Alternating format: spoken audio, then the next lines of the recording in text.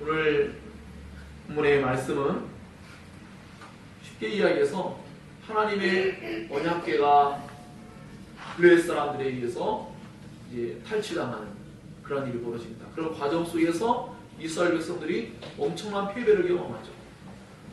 하나님의 언약궤 없이 패배를 당하고 하나님의 언약궤가 왔는데도 패배를 당합니다.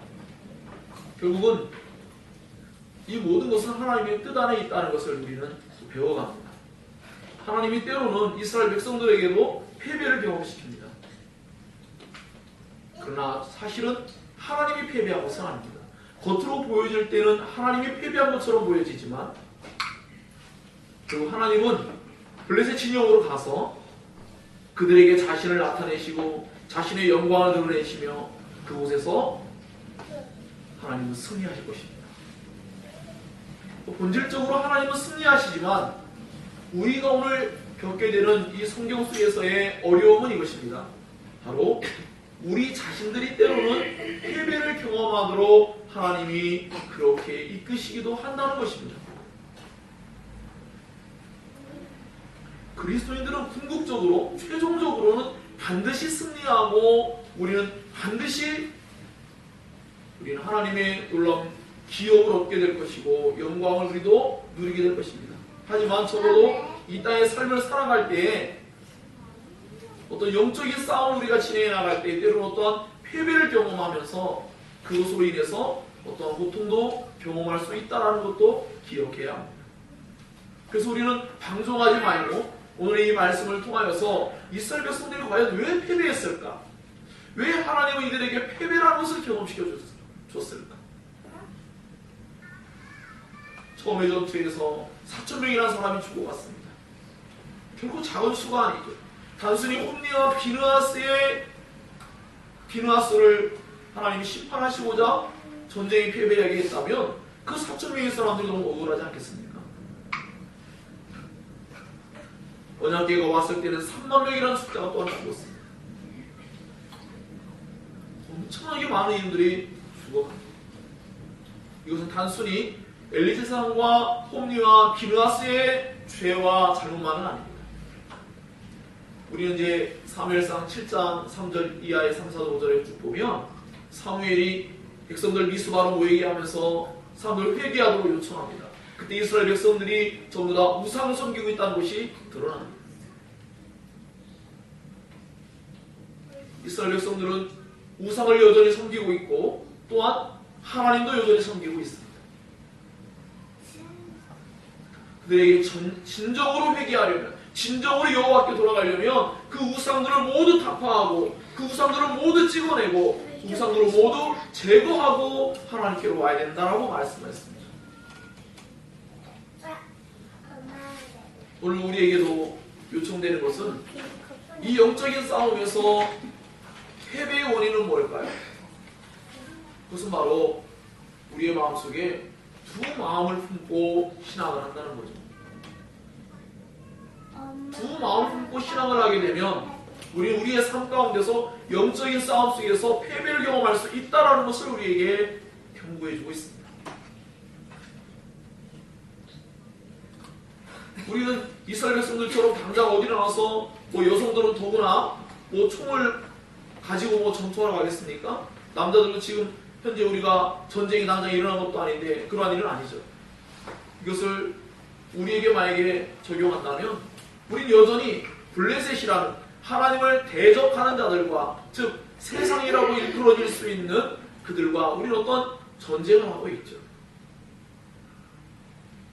눈에 보이지 않기 때문에 사실은 더욱더 이 전쟁은 까다롭고 이 전쟁은 우리에게 매우 나태함을 가져다 줍니다. 정말로 우리가 전쟁이나 총칼을 들고 있다면 그러한 상황이라면 우리 경각심을 갖게 될 테지만 우리 모두가 그것을 인지하지 못한다는데 이 싸움에 있어서 우리가 매우 큰 어려움을 겪게 됩니다. 이 싸움은 다양합니다. 이 싸움은 정말로 여러 가지입니다. 같은 그리스도인들 안에서도 존재하고 가족 안에서도 존재할 수 있습니다. 즉 누가 하나님의 편에 서느냐는 것이죠. 하나님의 편에 서지 않는다면 가족이라 할지라도 같은 그리스도인이라 할지라도 사랑하는 자녀, 부모, 사랑하는 누군가 대상이라 할지라도 결국은 우리 영적인 싸움을 경험하게 됩니다. 이 영적인 싸움 가운데서 우리가 승리할 수 있는 비결은 단 하나입니다.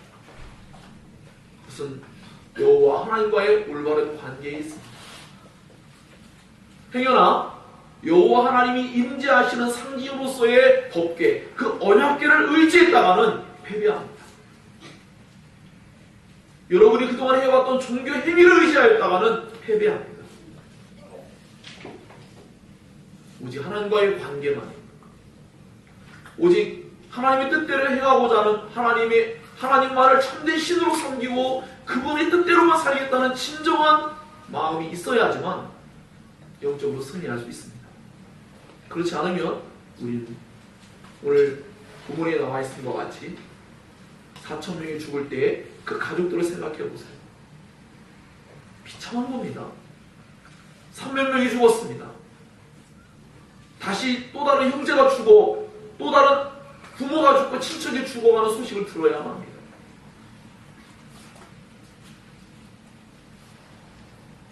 그것처럼 우리는 영적인 싸움에서 패배하게 되면 이와 같이 매우 큰 아픔과 고통을 우리는 경험할 수 있다는 것을 우리는 기억하면서 오늘 이 본문의 말씀이 결코 가볍게 여길 그러한 내용이 아니라는 것을 우리는 함께 정말 좀 더 주의 깊게 이 말씀을 살폈으면 좋겠습니다.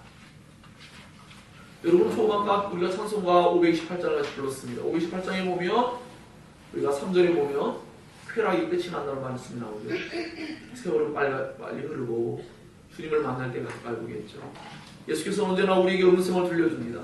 엘리와 홈리와 비느하스에게 하나님은 음성을 주셨습니다. 그것을 무시했던 사람들, 노아 홍수 때에도 노아의 말을 무시했고, 소돔과 고모라 지역에 있을 때 롯의 말을 무시하고 농담처럼 여겼던 사회들도 있었습니다. 하나님의 말씀을 우리가 가볍게 여기면 결코 그것은 우리에게 진정한 유익이 될 수 없습니다. 주님은 언제나 우리에게 말씀하시죠.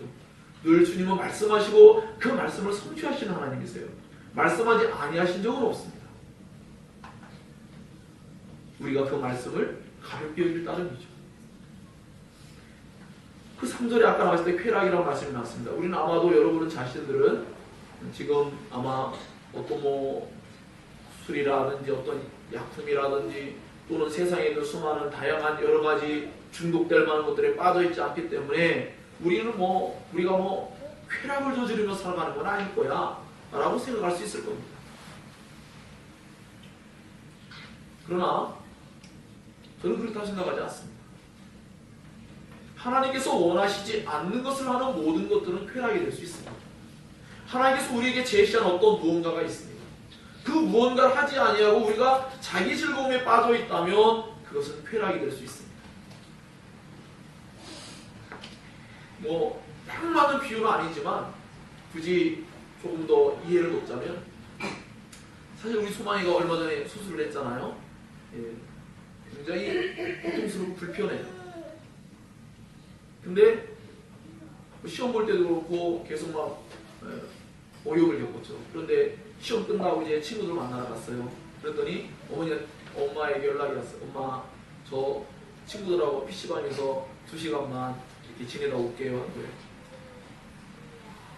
그래가지고 우리가 서로 했던 말들이 있습니다. 야, 사람이란 아무리 힘들고 아무리 괴로워도 자기가 하고 싶은 거는 다 하는구나. 밤잠을 설쳐서라도 사람들은 영화 볼 거 보고 자기가 하고 싶은 거 다 해요. 물론 소망이는 돌아와서 그런 이야기 했어요. 서서 했다고.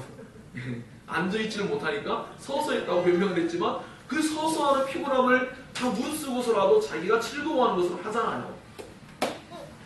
그런 것을 놓고 보았을 때 우리는 하나님 앞에 정말 좀 부끄러운 마음이 듭니다. 왜냐하면 우리는 하나님께서 원하시는 진정한 즐거움이 아닌 우리 자신의 즐거움을 위하여 우리의 시간과 정력과 우리가 가진 모든 것을 아낌없이 사용할 때가 정말로 많거든요.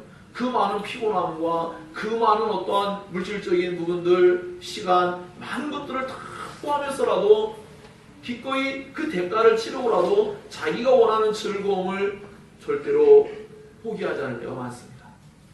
이것이 바로 오늘 이스라엘 백성들이 가지고 있는 마음의 자세였습니다. 그들은 하나님이 계시니까 좋았죠. 하지만 그들에게는 또 다른 무언가를 의지하려고 하는 마음이 있죠. 그것은 무엇이죠? 바로 사사기 때부터 계속 이어오는 것처럼 그들은 이미 마음이 약간 가난화되어 있는 거죠.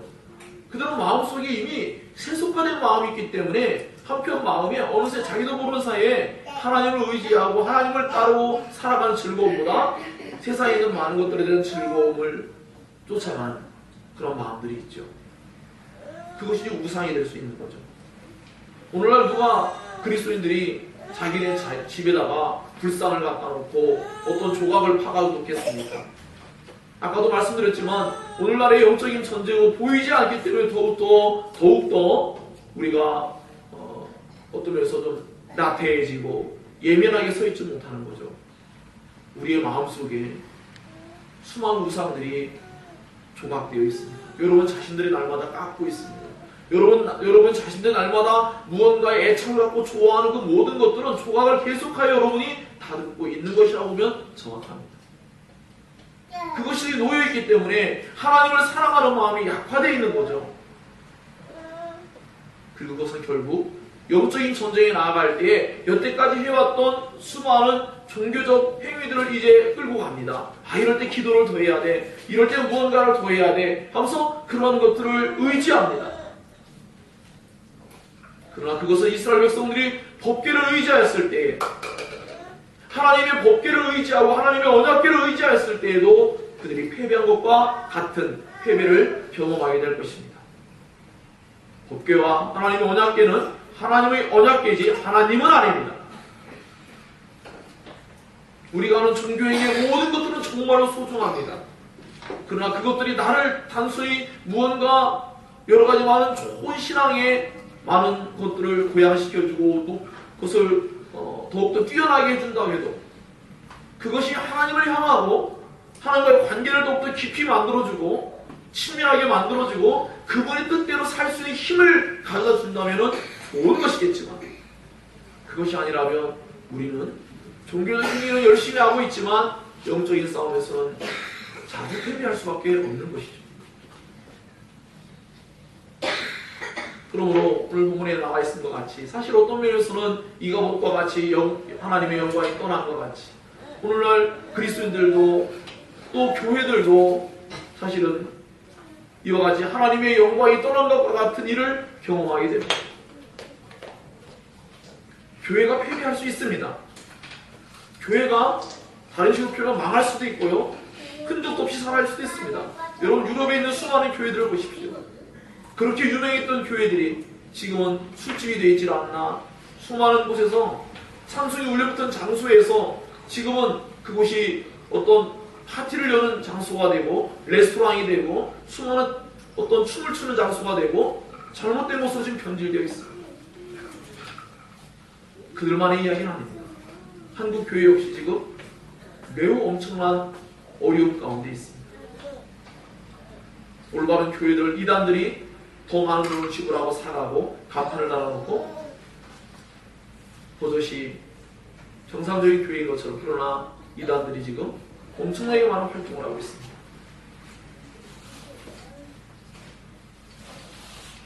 이것뿐만이 아니죠. 원래 신학적인 개념에서는 진정으로 우리 자신들이 교회이기 때문에 우리들이 교회이기 때문에 우리들 역시도 패배할 수 있고 넘어질 수도 있다는 것을 기억해야 합니다. 물론 우리는 본질적으로는 중생한 신자는 절대로 완전한 패배를 경험할 수는 없겠죠. 하지만 분명히 이 땅에서 우리는 실질적인 영적인 싸움 속에서 패배를 자주 경험할 수도 있고 실제로 죽음조차도 경험할 수도 있다고 생각됩니다. 물론 죽음 이후에는 그것이 불행이 아니라 하나님께로 나아가며 영원한 세계로 나아감이기 때문에 좋은 것이지만 그러나 이 땅에서 하나님의 영광을 위해 살아가는 그 하나님께서 우리를 구원하신 또 하나의 중요한 목적을 우리 어쩌면 올바르게 수행하지 못한 한 면이 될 수도 있는 것이라고 볼 수 있습니다. 자, 그런 면들을 생각할 때 오늘 이 본문의 말씀 속에서 이스라엘 백성들이 패배하고 있는 이 모습은 결국 그들만의 패배가 아니라 오늘 우리들도 여전히 겪게 되는 수많은 영적인 싸움에서의 패배요. 오늘날 우리 자신들이 우리의 마음 안에서 하나님과의 올바른 관계가 아니라 하나님의 임재를 상징하는 그 법궤를 의존함으로 말미암아 겪게 되는, 사실은 본질적으로는 하나님을 잘 알지 못하는 그런 일 여전히 경험할 수 있는 거죠. 여전히 지금도 수많은 사람들을 함께 만나게 되면 사람들은 깊이 믿고 따르고 온 세계를 바쳤다고 하는데 정작 하나님을 잘 모르고 있다는 것을 금방 알게 될 때가 많습니다. 그렇게 오랫동안 수십 년을 교회를 다녔는데 정작 하나님을 잘 모릅니다. 지식적으로 잘 모를 뿐만 아니라 영적인 의미에서 깊은 친밀감을 가지고 하나님과 친밀하게 그런 사귐을 갖고 살지를 못하는 그런 면들도 겪게 됩니다. 왜 이럴까요? 그것은 아까 제가 말씀드린 바와 같이 우리 내면 안에 여전히 오직 하나님이라는 절대적인 그 용어를 우리는 상실해버렸기 때문에, 아니 너무 가볍게 여기고 있기 때문에 우리는 여전히 다른 것들도 다 하면서 하나님을 섬겨가는데 익숙해져 있습니다. 보니까 다 그렇게 살고 있습니다.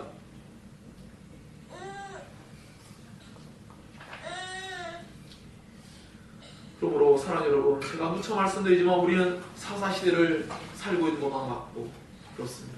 저는 지금 사무엘상을 함께 살피면서 우리는 하나님이 이러한 우리의 현재 어려움 가운데 있지만 우리에게 하나님께서 예비하신, 이제 사무엘이 등장합니다. 사무엘 오늘 등장하지 않아요. 이 4장부터 7장 바로 전까지 4장, 5장, 6장이 등장하지 않습니다. 사무엘이 뭐 찬란하게 빛나게 나타났는데 갑자기 일을 하지 않아요. 이 일은 바로 엘리와 홈리아스, 비느하스에게 심판이 선언되어졌고 그들을 대표성을 가지고 이스라엘 백성들의 죄악들을 심판하시는 내용들, 과거를 청산하고 새 시대의 새로운 일꾼을 세우는 데 있어서의 그러한 일들을 먼저 진행하고 있는 한 과정이기도 합니다. 그럼 우리는 미래적으로 바라봤을 때에 사무엘이 행할 일들을 바라보고 더 미래적으로 바라봤을 때에 다윗 왕을 하나님이 준비하셨고 하나님의 놀라운 일들을 이루실 것을 바라봅니다. 그리고 더 나아가서 우리 예수 그리스도를 바라보게 됩니다. 그렇지만 분명히 오늘 우리는 현재 시대를 살고 있습니다. 우리 모두가 100년 어간 안에 모두가 생명을 마치고 주님을 만나게 될 것입니다. 우리가 살아가는 행적이 어떠해야 되는지에 대하여 우리 한번 깊이 생각하면서 살아가야 된다고 생각합니다.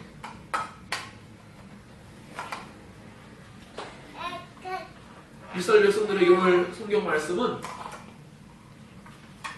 정말 어떠한 감정적인 요소보다는 정말 딱딱하게 어떤 사건들을 막 진행해 가고 있어요.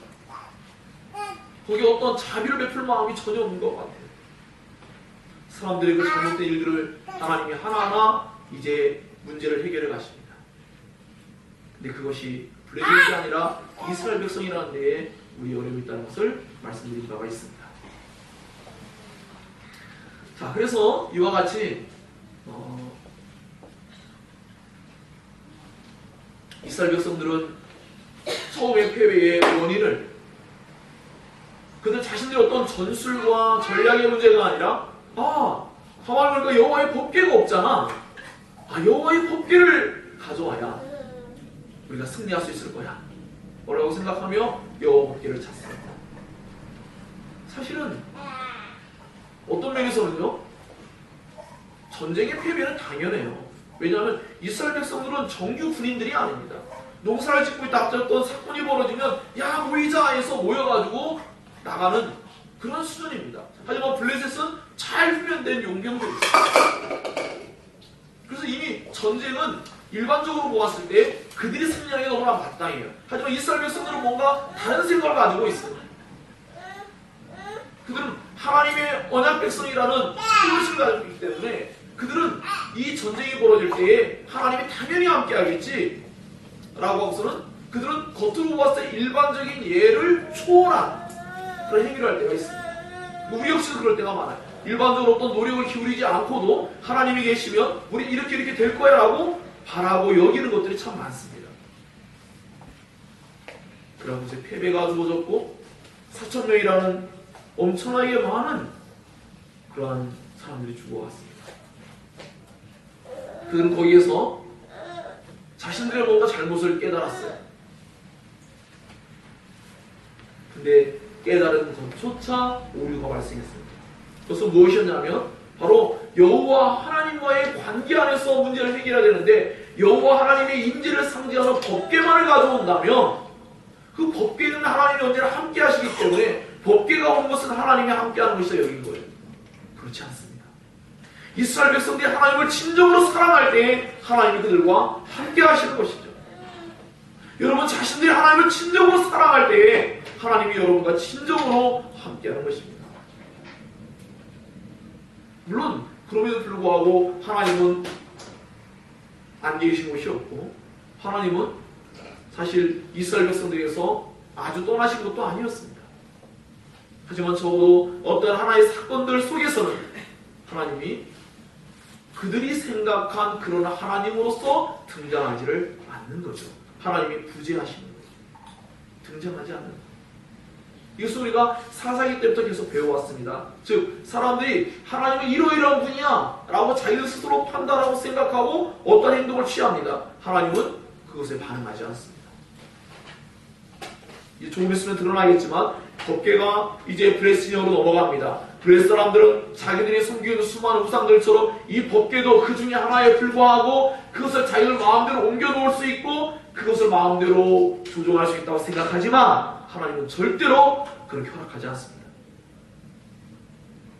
하나님 자신이 옮겨 다니시고 결국 언약궤는 이스라엘의 힘이 아니라 하나님의 힘으로 돌아옵니다. 하나님은 하나님의 영광을 스스로 쟁취하십니다. 너무나 큰 오해가 뭐죠? 이스라엘 백성들이나 블레셋이나 모두가 다 하나님에 대해서 잘못 알고 있다는 거예요. 아니 어찌 보면 블레셋 사람 너무나 당연하죠. 이스라엘 진영조차 너무나 잘못 알고 있어요. 그것이 우리들이 사실은 겪고 있는 문제이기도 합니다. 우리들 역시도 정말로 하나님과 참되게 온전한 사랑의 관계 안에서 그분과 동행하는 무언가가 아니라 우리는 다른 것을 의존할 수도 있거든요. 그래서 이스라엘 백성들이 법궤를 가져오라고 합니다. 법궤를 가져왔어요. 그때 홈리와 비나스가 등장하며 하나님이 그들을 심판하겠다고 말씀했고 그들은 갑자기 졸지에 전쟁터로 떠밀려왔습니다. 그 법궤가 들어오자 이스라엘 백성들은 함성을 지른다. 와! 함성을 지르는데 그 소리가 너무나 엄청나고 땅이 막 진동할 지경이에요.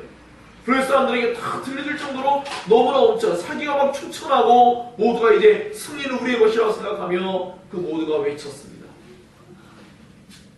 이 소리를 들은 블레셋 사람들은 갑자기 두려움이 엄습했습니다. 아, 그들의 신이 왔나보다. 그들의 신들의 그 엄청난 이야기들을 그들은 이미 들어왔어요. 더군다나 출애굽 사건과 연관한 녀석들은 알고 있었어요. 이미 그들은 삼손 때부터 이미 경험했습니다. 삼손을 통해 경험한 적이 있죠. 얼마나 강력한 힘을 가지고 있는지.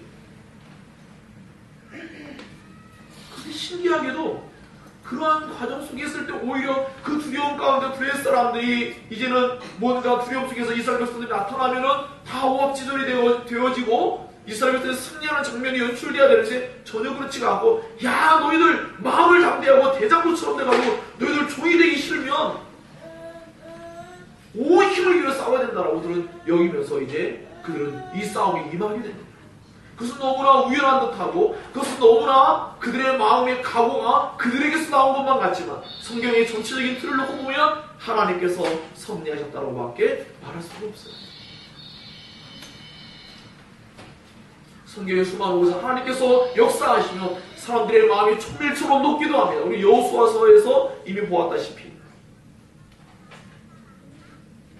사람들이 이미 전쟁도 시작하기 전에 이미 두려워하는 마음이 있고 그들이 쳐들어올 때 그들은 이미 뭐 하다못해 막 항아리가 부서지는 소리만 들어도 막 두려워 떨 정도로 그런 마음의 상태가 됩니다. 그러나 하나님께서 역사하시면 신기하게도 블레셋 사람들이 더 대장부가 되기도 한다는 것을 우린 보게 됩니다. 우리 이것을 한나의 기도 속에서 이미 배워왔습니다.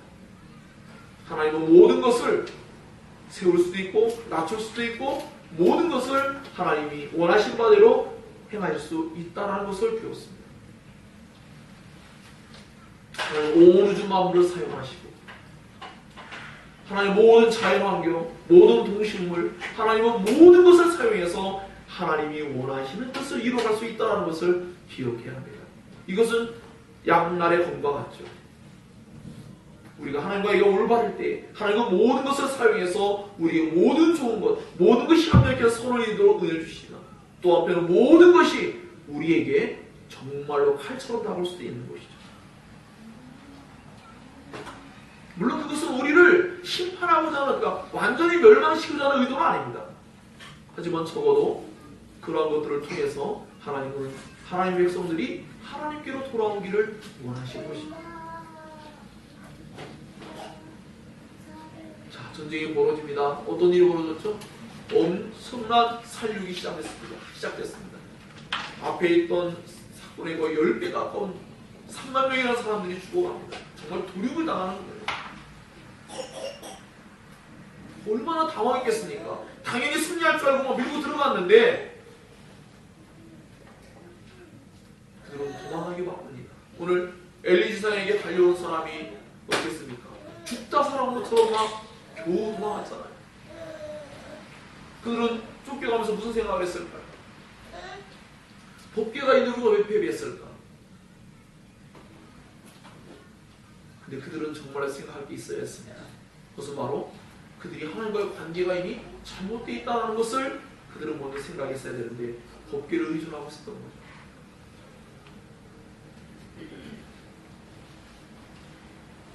그래서 우리는 오늘의 예배도 소중하고요. 우리의 삶의 예배가 그 무엇보다도 소중하다는 것을 깨닫게 됩니다. 하나님과의 올바른 날마다의 관계가 잘 이루어질 때 우리의 삶에서 승리할 수 있는 그런 일이 벌어지기 때문입니다. 사랑하는 여러분, 자, 그렇기 때문에 이스라엘 백성들이 이와 같이 그 큰 패배를 당해서 한 전달자가 옵니다. 홈리와 비느하스는 곳에서 빠져나올 수가 없고 하나님의 말씀이 실현됩니다. 그들은 죽임을 당하고 한 사람이 달려왔어요. 한 신학자는 그렇게 표현했습니다. 그가 기필코 엘리사장 앞에까지 왔다는 거예요. 그 사건을 반드시 전달하겠다는 거죠. 엘리사에게. 하나님이 그 말씀을 엘리에게 반드시 들려주려고 하신 거예요. 상황은 참담했습니다. 너무나 놀랍게도 엘리사장은 자기의 두 아들이 죽은 그 사건 때문에 그는 의자에서 넘어져 죽질 않고요. 그는 하나님의 괴가 빼앗겼다는 이야기를 들을 때에 그는 넘어져 죽게 됩니다. 98살의 노임네가 평안한 가운데 마지막을 마치지 못하고 비참하게 죽어가는 모습을 보고 있습니다. 그는 자기의 평생 가운데 하나님의 언약궤 앞에 살았습니다. 그 언약궤를 빼앗긴다는 일은 정말 그에게는 너무나 엄청난 사건이에요.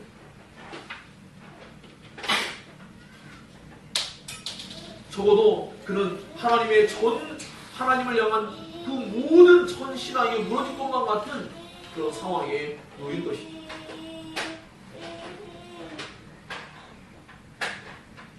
오늘날 수많은 잘못된 보수들이 잘못된 가치관을 가지고 무언가를 붙잡고 있다가 그것이 무너질 때에 모두 그와 같은 일통을 알게 되겠죠. 여튼 이와 같이 엘리사장은 비참하게 죽어갑니다. 하나님의 괴가 빼앗겼다니 있을 수 없는, 이스라엘 백성들이 전쟁에 패배한 정도의 소식 갖고는 엘리사장은 사실 괴롭고 힘든 마음도 있겠지만 아직은 견딜 만할 수 있었어요. 그러나 여호와의 괴가 빼앗겼다는 얘기를 들을 때 그는 너무나 큰 충격 안에서 그는 결국 의지할 수 없는 적으로 죽게 됩니다. 그리고 이 이야기로 마치는 것이 아니라 그 가족 가운데 한 사건이 이어서 연달아 우리들에게 슬픔의 소식을 전달했죠. 그래서 바로 비느하스의 부인, 즉 엘사의 며느리에게 이 소식이 전달됐는데, 자, 이스라엘 백성들이 언약궤를 빼앗기고 이스라엘 백성들은 죽고 홈리와 비느하스도 죽고 시아버지도 죽었다는 얘기가 들려질 때 이 여자는 마치 아기를 지금 해산할 때였어요. 그리고 이 여자 역시 죽습니다. 모두 죽어가고 있고 아이만 출생하게 됐어요. 근데 이 여인이 아이의 이름을 이가봇이라고 적어주는 거죠. 죽음과 생명, 이것이 교차하고 있습니다. 그런데 그 아이의 이름이 이가봇입니다. 영광이 없어졌다, 영광이 떠나갔다는 것이죠. 물론 이 여인이 가지고 있는 생각은 올바르지 아니하지만 그럼에도 불구하고 실제로 하나님의 영광이 그들에게서 떠나간 듯 보이는 실제적인 상황이 벌어진 것도 역시 사실입니다. 정말로 이스라엘에게서 하나님은 떠나간 것처럼 보여지는 사건이 벌어졌고 이스라엘의 패배가 그것을 보여주고 있습니다. 이와 같은 일들을 통하여서 비록 실제적으로 하나님은 패배하지 아니하시고 하나님은 죽지 않을 뿐만 아니라 하나님은 하나님을 원하시는 바대로 블레셋 진영으로 가서 이제 그들을 또 심판하러 가신 것이지만 적어도 이스라엘 백성들 입장에서는 지금 하나님에게를 빼앗겼기 때문에 하나님은 죽은 것만 같고 이스라엘 백성들에게 영광이 떠나간 것처럼 그렇게 여겨질 수 있는 사건이 발생한 것이죠. 즉 사실 이런 모든 사건들 속에서 모두가 다 하나님에 대한 잘못된 이해를 가지고 있죠. 모두가 다 이스라엘 백성들은 패배함으로 말미암아 고통을 겪고 있고 또 블레셋 사람들은 승리했기 때문에 자신만만하고 있지만 좀 있으면 엄청난 패배를 또 경험하게 될 것입니다. 그러나 모두가 다 하나님을 바르게 알지 못하는 일들로 인해서 그들은 하나님의 놀라운 능력과 또 그 영광을 그들은 패배와 심판 속에서 경험하게 됩니다. 사랑하는 여러분, 오늘 우리는 이와 같이 본문의 전체적인 내용을 쭉 살펴보았을 때 우리의 마음속에 마음에 와닿는 것은 무엇입니까? 정말 그들만의 문제일까요? 아니라고 생각합니다. 우리와도 밀접한 연관이 있죠. 우리의 마음속에 이러한 패배를 바라보면서 하나님께서 왜 자기 자신이 승리의 하나님이 아니라 패배의 하나님으로 비춰지기까지 불명예스러운 일들을 기꺼이 자초하시고 이런 일을 진행하고 계실까 생각해 봅니다.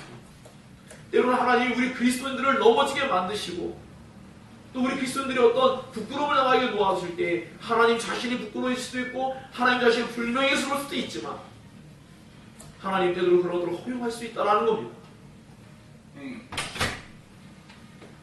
이 모든 것을 통해서 우리에게 주는 메시지는 우리가 여호와의 법궤를 붙잡는 것이 아니라 여호와 하나님을 참으로 붙잡아야 한다는 것이죠. 그리고 그것은 그 사건 속에서만이 아니라 그 전쟁 속에서만 아니라 이미 그 이전에 하나님은 그것을 이미 예고하셨죠. 하나님을 참되고 올바르게 붙잡고 믿음으로 살아갈 때에 승리가 주어진다는 것을 그들에게 알려주길 원하셨어요.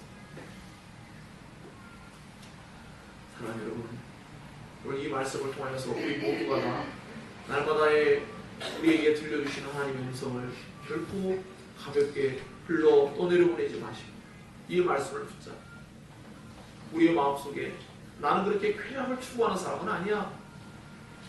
그것은 여러분 자신이 스스로 한정짓고 있는 잘못된 생각일 수도 있습니다. 그렇다고 우리가 어떤 금욕주의라든지 세상의 어떤 많은 것들을 결국 누리지 말라는 뜻이 아닙니다. 우리는 하나님께서 누리지 말라고 하지 않아도 또는 그것을 금하게 한다 할지라도 우리는 누릴 사람이에요. 하나님 만드신 모든 것들은 선하고 하나님 안에서 우리가 누릴 수 있습니다. 하지만 우리의 마음속에 반드시 오직 하나님만을 진정으로 참되게 간절히 열망하고 그분을 섬기려고 하고 그분을 사랑하는 마음을 우리의 마음속에서 그것이 약화되기 시작하면 우린 점점 세상에 있는 많은 것들에 우리의 시간을 들이고 우리의 많은 것들을 소비하게 될 것입니다. 그리고 그것은 우상을 만드는 것이 될 수 있고 곧 그것은 우리의 마음속에 또다시 하나님이 아니라 법궤를 의존하였던 이스라엘 백성들처럼 여러분이 하나님 앞에 헌금하는, 여러분이 하나님께 봉사하는 종교 행위 속에 수많은 어떤 기도의 행위와 말씀을 읽기도 하고 뭐 여러 가지 행위들 할 수가 있겠죠. 그것을 의존하는 그러한 일들을 통하여서 그 영적인 싸움에 패배할 수 있다는 것을 성경이 보여주고 있다는 것을 꼭 기억하시고, 정말로 우리는 하나님 앞에서 법궤가 빼앗길 수도 있지만 또 우리의 마음속에서 이와 같이 영광이 떠난 듯 보이는 사건을 경험할 수도 있지만 우리의 마음에 반드시 붙잡아야 할 이야기는 뭐냐면 우리는 죄를 안 지을 수가 없고 죄를 지을 수밖에 없을 거예요. 하지만 우리가 정말 해야 될 일은 하나님입니다. 하나님께로 언제나 돌아가는 것입니다. 하나님과의 관계를 회복하고자 끊임없이 애써야 합니다. 그럴 때 우리에게 주어진 모든 일들 속에서 우리는 무언가 하나님이 함께하심으로 말미암아 어떠한 선하심 속에 들어간 열매들, 그 영적인 승리들을 경험할 수가 있게 되는 것입니다. 하나님, 그 어머니의 말씀은 마음에 잘 기억하시고 날마다의 삶 가운데 주님과 동행하는 훈련이 잘 되어야, 성령을 의지하는 삶이 잘 되어야 실제적인 어떠한 영적인 일에 어떤 전쟁에 딱 맞닥뜨렸을 때 그곳에서 하나님께서 원하시는 삶을 살고 하나님 기뻐하시는 영적인 승리를 이루어낼 수 있다고 믿습니다. 그때 그러한 우리의 모습이 될 수 있게 하여 오늘의 예배가 필요하고 오늘의 이 말씀 우리에게 들려줄 때에 엘리와 홈리와 피느하스가 하나님 말씀을 가볍게 여긴 것처럼 진정하지 말고 오늘의 이 말씀을 진지하게 마음을 잘 받아들이고 그것으로 말미암아 삶 가운데에서 승리할 수 있는 우리가 되었으면 좋겠습니다.